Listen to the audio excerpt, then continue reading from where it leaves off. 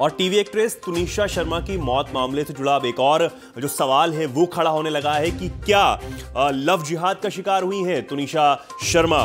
महाराष्ट्र में बीजेपी नेता जो हैं राम कदम की तरफ से भी ये बड़ा बयान यहां पर दिया गया है। उन्होंने कहा है कि लव जिहाद का मामला है तो जांच जरूर की जाएगी, ये उनकी तरफ से कहा गया है।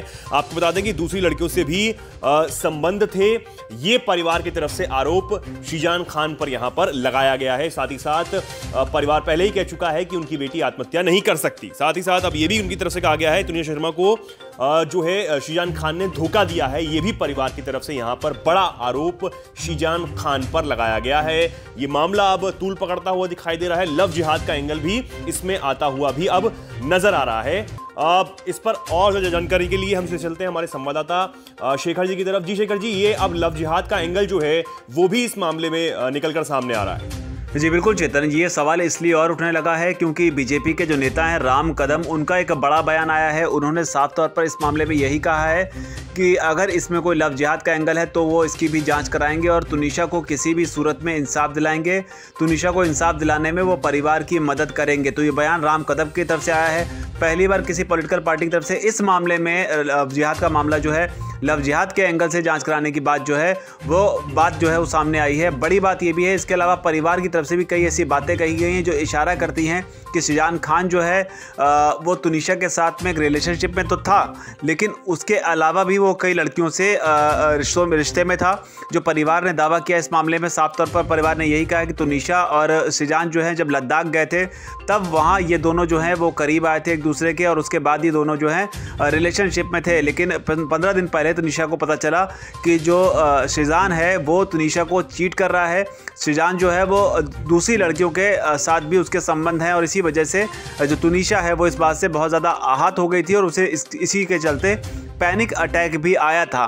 तो ये बड़ी बात जो है परिवार की तरफ से निकलकर सामने आई है। शुरुआत में परिवार ने शीजान पर हत्या के लिए उकसाने का आरोप लगाया था, लेकिन अब परिवार की तरफ से आगे की बातें भी निकलकर सामने आई हैं कि शीजान जो है वो दूसरी लड़कियों के साथ भी संबंध में था और इसी बात से तुनिशा थी वो बुरी तरीके से आहत थी। हालांकि परिवार ने यह भी कहा कि उसने तुनिशा को समझाया था कि अगर परिस्थितियां इस स्तर तक जानी थी तो तुम लोग इतने करीब आए ही क्यों।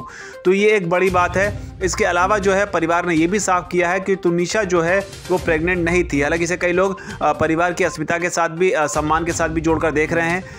हालांकि पुलिस भी यही कह रही है कि प्रेगनेंसी जैसी कोई बात नहीं है। परिवार ने भी इस बात को कहा है कि तुनिशा जो है वो प्रेग्नेंट नहीं थी। लेकिन बड़ी बात यही है कि लव जिहाद की जो बात लगातार सोशल मीडिया पर कही जा रही थी, उस बात को अब बीजेपी के नेता राम कदम ने कहा है और उन्होंने कहा है कि परिवार को हर सूरत में वो इंसाफ दिलाएंगे और लव जिहाद का अगर कोई बात आती है तो उस पर भी वो जांच आगे करवाएंगे या करेंगे। और समझना यहाँ पर ज़रूरी ये भी है कि महाराष्ट्र में बीजेपी की ही सरकार है। एकनाथ शिंदे के साथ मिलकर देवेंद्र फडणवीस जो है वो डिप्टी सीएम है। तो यहाँ पर राम कदम के बयान के मायने जो हैं वो और ज़्यादा बढ़ जाते हैं। जी चेतन, ठीक है, बहुत धन्यवाद। तो ये लव जिहाद का एंगल अब इस मामले में निकलकर सामने आ रहा है। क्या कुछ पुलिस की जांच में निकलकर सामने आता है वो तो समय आने पर ही बताएगा, लेकिन 4 दिन की पुलिस हिरासत में अभी फिलहाल शीजान खान को भेज दिया गया है वसई कोर्ट के द्वारा और अब पुलिस इन 4 दिनों में उससे पूछताछ जो है वो जरूर करेगी। क्या कुछ इसके पीछे वजह रही, क्यों जो तुनिशा शर्मा है उनको आत्महत्या जैसा कदम उठाना पड़ा। वीके न्यूज, राष्ट्र के नाम।